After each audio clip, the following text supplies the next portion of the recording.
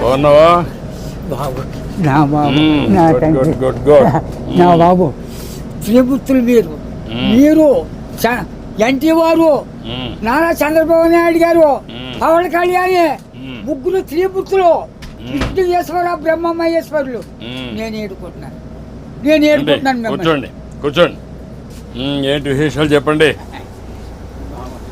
బాబు ఎన్నాళ్ళకే కాపాడ్డారు నా కొడుకి ఎన్నాళ్ళు పట్టించు ఆశపడుతున్నాడా మన ఈ బాబుని అట్టిని ఈడేంటి ఈడే తీసి 2 కోట్ల మన పాకడికి వచ్చేస్తాడు చిన్న పాకేసుకున్నానండి రానపల్లి మనకనే మగిలి ఉంటుందండి వచ్చి పొద్దున్నే చందాలు వచ్చేస్తాడండి నేను ఆయనతో ఏదో ఉంటానండి కబుర్లు చెప్తా ఉంటాడా చెప్తాడండి చెప్పండి ఈడే చేస్తాడండి సాయంత్రం చెప్తా ఉంటాడు సైకిల్ తొక్కుతావు ఎంత వయసు ఎంత 96 అండి 96 దాకండి బ్రిటిష్ పరిపాలనలో 15-16 సంవత్సరాలు త్యాగం చేశాను మన వ్యవసాయం పని ఆ పాడి గోట్లు వాళ్ళలో బ్రిటిష్ వాళ్ళు టోపీలు వాళ్ళ దగ్గర ఉన్న డ్రెస్సు 10 కేజీలు ఉంటాయి పాడి గోట్లు. నీ ఆరోగ్యానికి కారణం ఏంటి బాబు దేవుడు ఇచ్చిన వరం మీరు ఇచ్చిన వరం నేను ఏతేనే అరిగిపోద్దు ఇప్పటికి బీబీ కానీ షుగర్ కానీ లేదు కానీ ఇప్పుడు కోరుకుంటున్నాను మా ఆవిడకి లేదండి 2 పూటలు తింటారు కూడుంటే 3 పూటలు తింటారు. ఆవిడ పేరేంటి ఏం చేస్తుంది ఆవిడ వయసు ఎంత 80 సంవత్సరాలు అండి ఆవిడకి 80 నీకు 96. పిల్లలు ఏం చేస్తారు పిల్లలు బాబు 5 3 ఆడవాళ్ళు అండి 2 అబ్బాయిలు అన్ని సార్లు సీర్లు అన్ని పెట్టేసానండి ఎవరిది వాళ్ళకి అప్పచెప్పేసానా. ఏమైనా భూమి ఉందా ఉంది బాబు ఎంత ఉంది 3 ఎకరాలు ఉన్నదండి కొడుకులు ఇద్దరికి చెరుకో 13 గుంటలు నేను ఇచ్చేసానండి ఇంకెంత ఉండేది 6 గుంటలు 7 గుంటలు ఉంటుంది అది నేను పండించుకుంటున్నాను బాబు. ఇది వెరీ ఇంట్రెస్టింగ్. ఇప్పుడు ఎంతమంది మొత్తం మనవాళ్ళు మనవరాళ్ళు పెద్దవాడి బాబు 2 కొడుకులేండి చిన్న అబ్బాయికి 2 కూతుళ్ళే ఒకటి పెళ్లి చేసాడు అది మొగుని తీసుకుని వెళ్ళిపోయింది ఇంకో పెళ్లికి వచ్చిందండి ఒక అమ్మాయి అది ఈ నెలలో మరి పుస్తకాలు వస్తున్నాయి కదండి ఈ నెలలో చేసేయాలని తిరుగుతున్నామని చుట్టారు కాస్త 6 ఎకరం 2 లక్షలైనా ఇస్తాను నాన్న మరి ఏం చేయను నేనే ఏదో పని చేసుకుని ఏదో చేసుకుంటానా దాన్ని కూడా వదలగొట్టేది అంటున్నాను నేను. కూతురు పిల్లలు ముగ్గురండి ఓ పెద్ద కూతురుకేమో 2 కూతుళ్ళును ఓ కొడుకునండి రెండో పిల్లకి 2 కూతుళ్ళును ఓ కొడుకునండి మూడో పిల్లకి 2 కూతుళ్ళును ఓ కొడుకునండి. వస్తారండి దగ్గరికి వస్తారండి బాబు బంగారం పట్టుకొస్తున్నారు పళ్ళు ఫలాలు నాకు పట్టుకొస్తున్నారు అందరూ చూస్తా ఉంటారు అందరూ చూస్తారు బాబు. ఆఖరికి కొడుకు బ్రష్ కూడా పట్టుకొచ్చారు పెద్ద కూతుళ్ళు బాగానే చూసుకుంటారు చాలా బాగా చూస్తున్నారు మనవాళ్ళు మనవరాళ్ళు అందరూ బాగున్నారు. అందరికంటే నువ్వు సంపన్నవంతుడివి. ఎందుకంటే ఎంతమంది మొత్తం కలిసి 10 మంది 12 మంది మనవాళ్ళు మనవరాళ్ళు ఎంతమంది మనవరాళ్ళు 3 ఏళ్ళు 6 ఆడోళ్ళు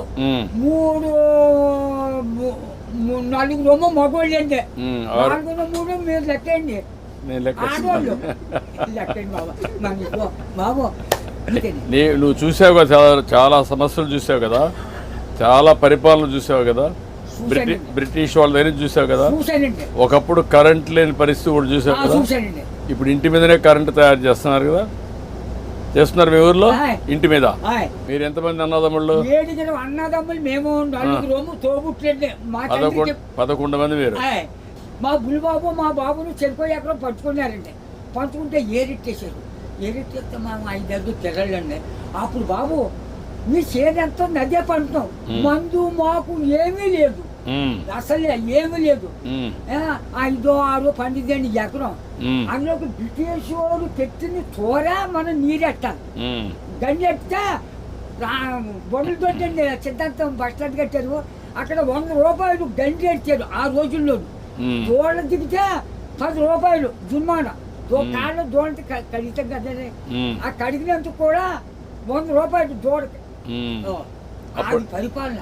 అప్పుడు నీళ్లు ఉన్నాయా నీళ్ళు బాబు బొంతు కొట్టండి అప్పుడు దాడవలేదు ఏమీ లేదు.